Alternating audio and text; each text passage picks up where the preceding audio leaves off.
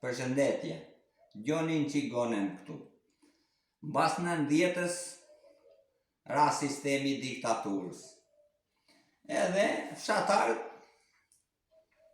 me drejt zotit, shiqyrtja arritën ditës dhe ikën në qytet, e krijuan bizneset e tyre. Edhe mbas 20 vjetësh u kthyen te vendlindja e tyre. Dikush kish bën një biznes për ushqimore, dikush për veshmbatje, edhe një fshatar për funeralin. Edhe një ditë të bukur po pinim kafe aty te lokali fshatit, tu kthyen, i kish marrë malli për fshatin, edhe vi. Edhe ishim mbledhur, po siç dihet, mbas 20 vjetësh këtu në Shqipëri vetëm pensionistat kanë mbetur. Edhe erdhën aty, e po thoshin ta biznesmen, qa do pini, jo, na takon ne, thoshin këta pensionistët.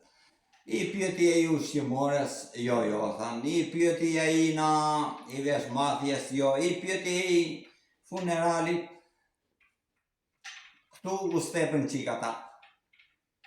Than, nuk e duam na ty ne, u japim ne. Sa vjeç je? I tha. 90. E pyeti ai funeralit, 90 tha.